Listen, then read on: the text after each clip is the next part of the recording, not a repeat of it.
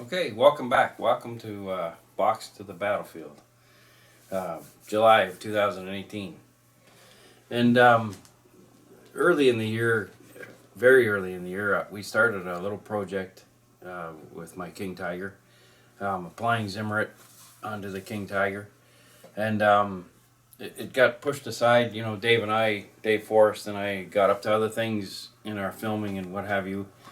But I've always wanted to get back to it. So today's the day, and moving into the next few episodes, the focus will be back on the King Tiger and the shell hits and the burnt out King Tiger that we're going to do. We're going to drop the suspension. We're going to show how to display the tank with all the hydraulics running out of the torsion bars and all that sort of stuff. So I've got a few things to cover before I get to the painting, and I know that the painting will be the vital part of our project.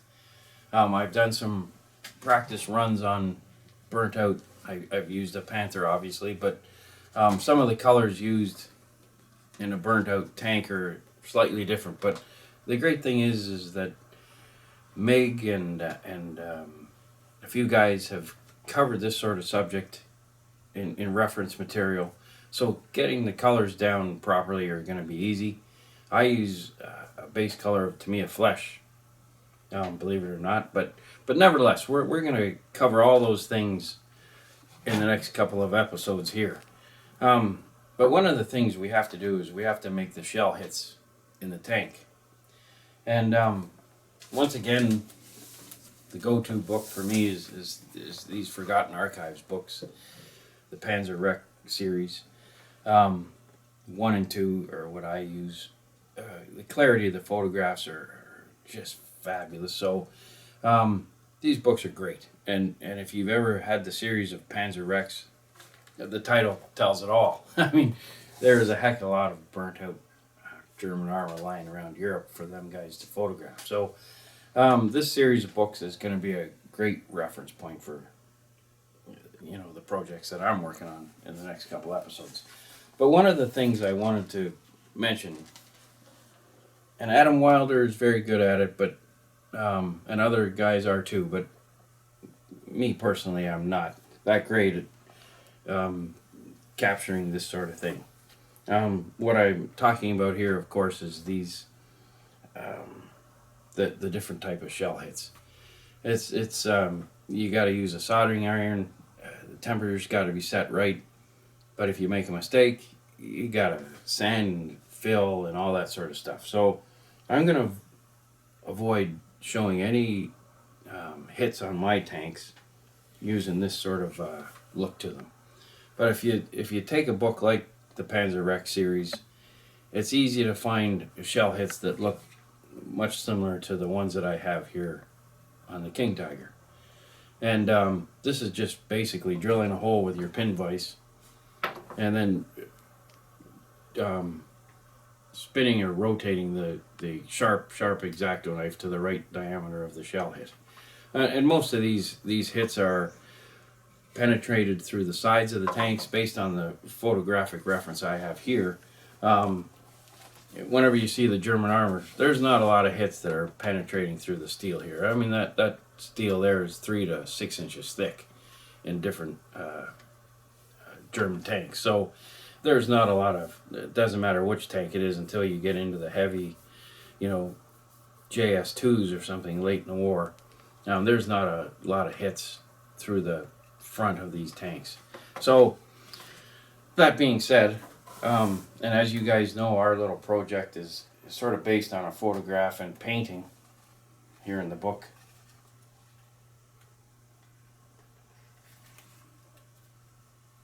Sorry, guys.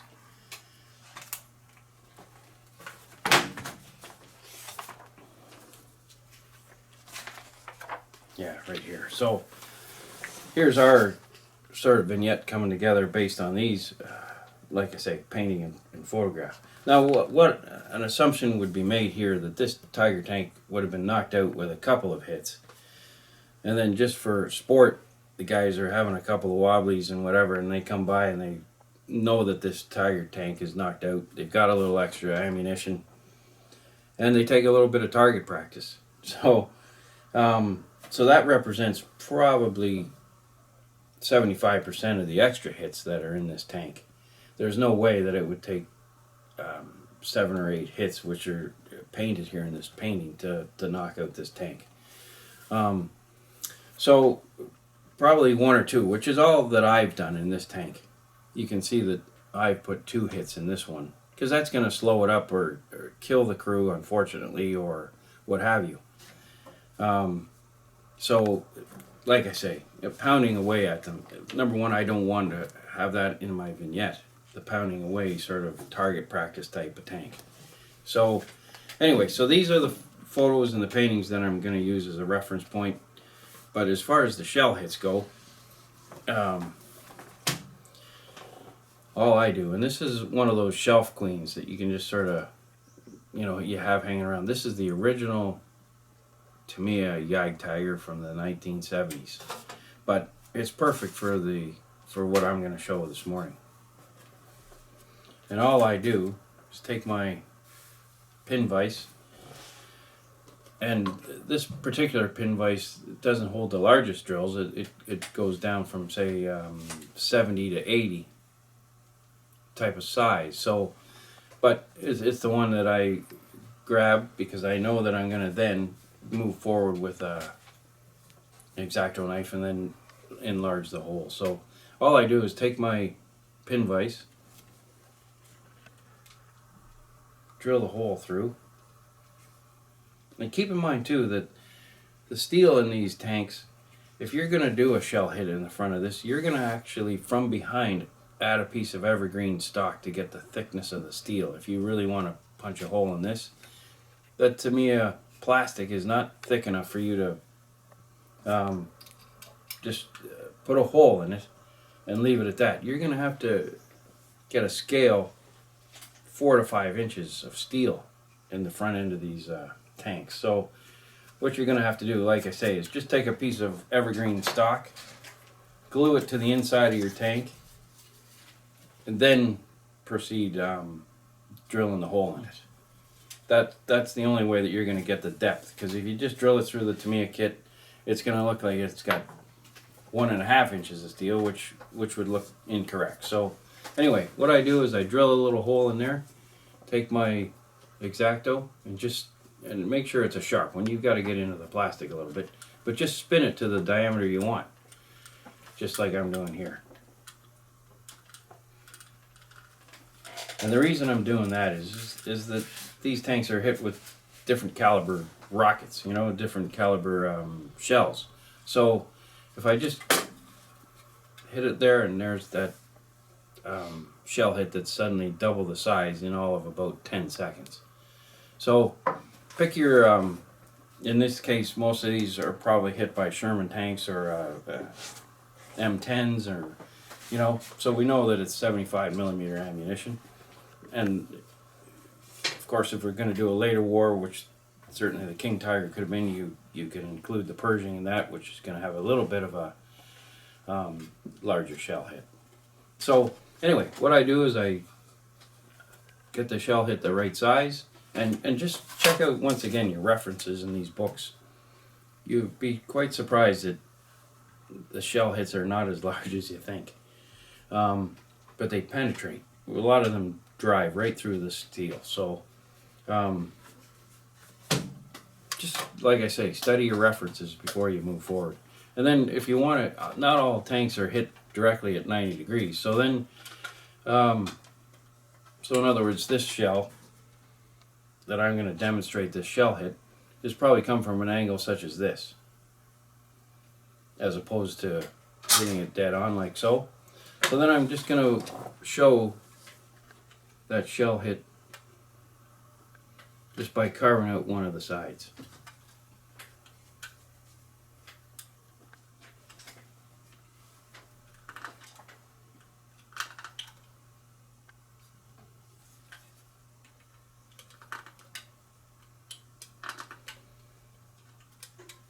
So all I've done there is just carved out a little plastic on the side to represent the shell hitting it on this sort of angle. if we use this drill bit as a 75mm shell hit.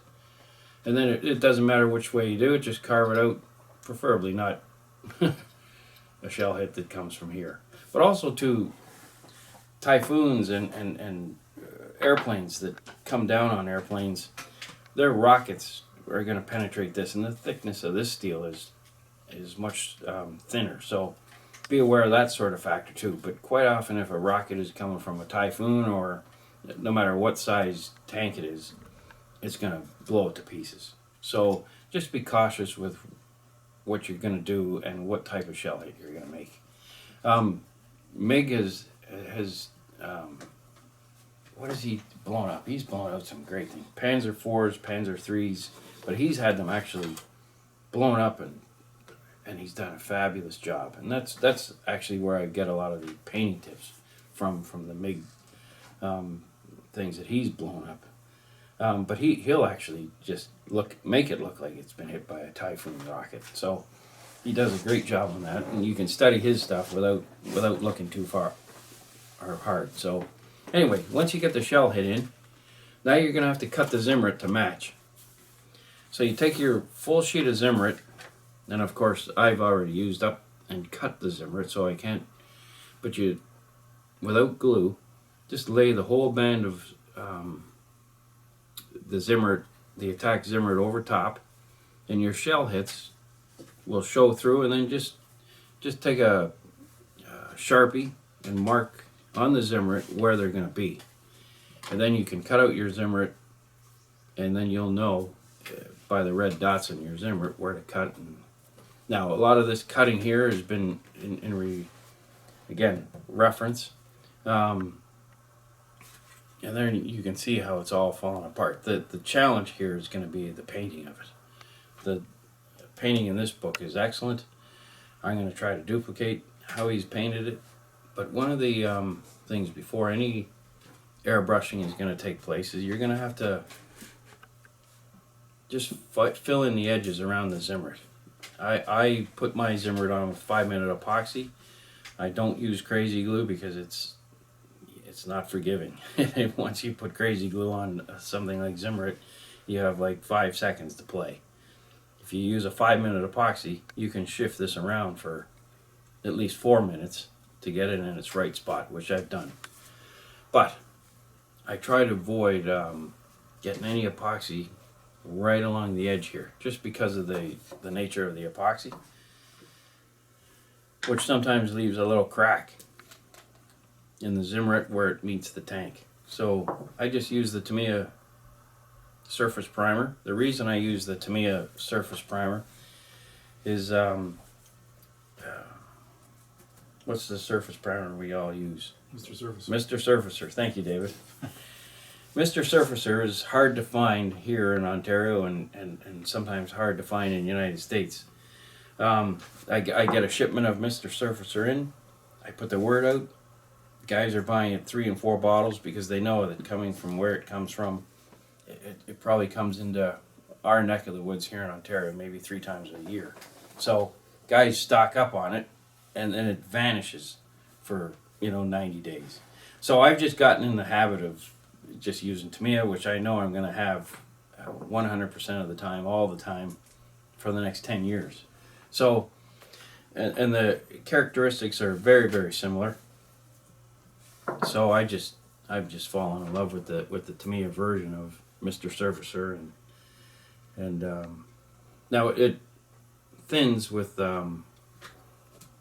Tamiya lacquer, and all I'm going to do, guys, is I'm just going to fill the little crack where the Zimmerit meets the plastic. Okay, so all I do is put a little lacquer, mix it with the Tamiya surface primer, and I just go around the edge of the, like I say, where the Zimmerit meets the tank. Because I know for sure that there's just a slight little crack just in this area here. And I don't mean it a serious crack. All it is a bit of glue that has not reached that point where the Zimmerit is. So I'm just going to fill that like so. And if you thin it a little bit with the Tamiya lacquer, you can move it all around. Very smooth and easy. It's quite thin, but you want it really thin.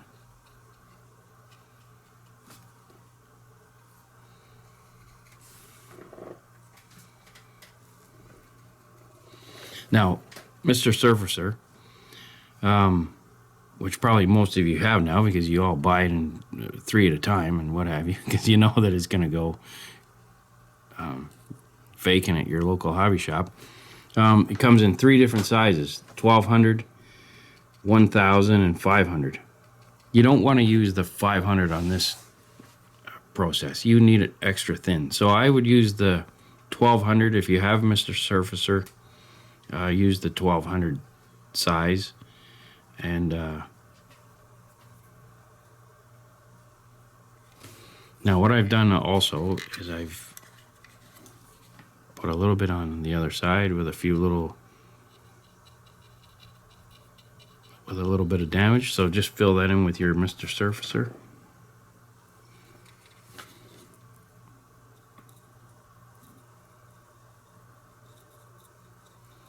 And like I say, all this is doing is just making sure that you have great contact with the plastic versus the zimmers. And if you discover tomorrow or the next couple days or when you're about to paint it that you haven't filled it in, just go back over and do it a second time. But I can see that crack there is just about, and you're talking way less than the thickness of a hair here. So, and depending on how Zimmer it cracks off a tank, there might be a little bit of relief right along the edge in real life. So don't panic if suddenly you've painted your numbers and your camouflage and all that, and there's a slight crack between the tank and the Zimmer. Don't worry about it, because in real life, the reality is it's probably really there too.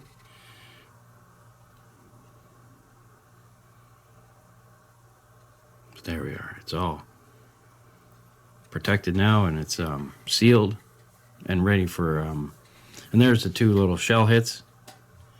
And once again, look at your references for how they look and what sort of tank is penetrated, and just be cautious in the front end of your tank.